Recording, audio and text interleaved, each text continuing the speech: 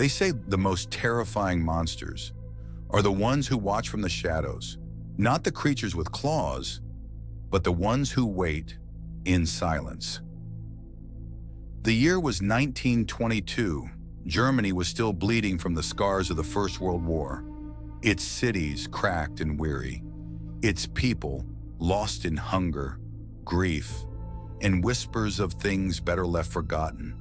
But deep in the Bavarian countryside, far from the noise of Berlin or Munich, there stood a small, quiet farm, Hinterkaifeck, a lonely house, a patch of land surrounded by forest. 6 people lived there, and one secret that no one would survive. Andreas Gruber, a man whose silence was louder than most men's rage. Hard, proud, cruel, some said. Beside him, his wife Cecilia, aged, tired, broken in ways that didn't show on her skin. Their daughter Victoria, a widow with secrets. Her 2 children, Cecilia, barely 7, and Joseph, a toddler with eyes too quiet for his age. And then there was the maid, just hired. Her first night at the farm would also be her last. But before the horror came, there were signs, footsteps in the snow, leading toward the house, but never away. Tools vanishing from the shed, strange noises in the attic, and late at night, someone breathing when no one else was awake. The Grubers told no one. In places like Hinterkaifeck, you keep your head down. You plow the land. You mind your business, and you pray the darkness minds its own. But sometimes it doesn't. It began with whispers, in the trees, in the rafters, in the walls. Andreas had found a newspaper on his doorstep, one he didn't subscribe to, one printed far from Bavaria. Then the house keys vanished. The barn door stood open in the morning, even when Andreas had bolted it shut the night before. They called it forgetfulness, old age, but inside, they all felt it, the presence, the watching. 6 months earlier, the last maid had fled the house. She spoke of strange footsteps above her bed, of shadows where light should have been, of something breathing just beyond the bedroom door.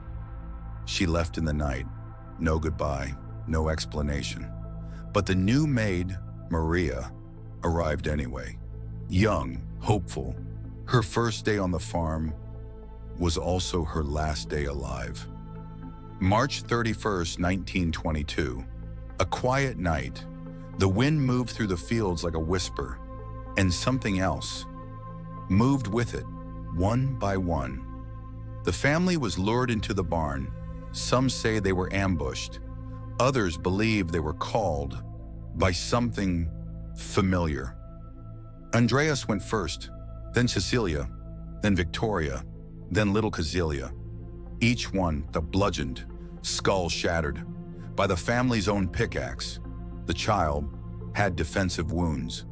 They said she tore her own hair out in fear before the end came. Inside the house, Marie and baby Joseph were next.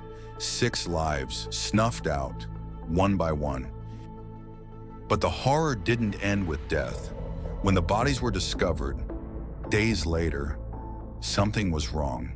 The cattle had been fed, the fireplace still warm. Meals had been eaten, the house clean. Someone had stayed after the murders. They slept in the victims' beds, used their food, lived among the corpses. Who does that? Who murders an entire family and then settles in? The villagers who came to investigate spoke of the smell of blood in the air, of silence, too deep. The barn was cold, the bodies stiff, stacked atop one another like wood. No signs of forced entry, no valuables missing, just death and mystery. The police searched, they questioned, they speculated. They found strange things, like the attic disturbed, like footsteps leading into the farm, but none leading away. Suspects were named: Victoria's rumored lover, a vagrant, a jealous neighbor. But no charges were filed, no confessions, no justice. The pickaxe was buried in the hay, washed clean. The case went cold, but the ground stayed haunted. Years passed. The house was demolished, the farm torn down brick by brick, but the land still whispers. What really happened that night? Was it a crime of passion, a stranger's madness, or something darker, older? Some believe the murders were ritualistic, that Josef was not Andreas's grandson, but his son, that the shame turned to rage and rage to slaughter. Others speak of legends, of forest spirits, of ancient curses that live in the soil and feed on blood. But truth is harder to find than fear. The mystery only deepened. Strangers visited the grave years later, left cryptic notes, coins, toys. Some claimed they heard crying at night, near the old barn's ruins. Others said they saw movement in the trees, figures too pale to be living. The new maid's family refused to speak. The villagers whispered behind closed doors. No one wanted to be next, so no one dug too deep. But the story wouldn't stay buried.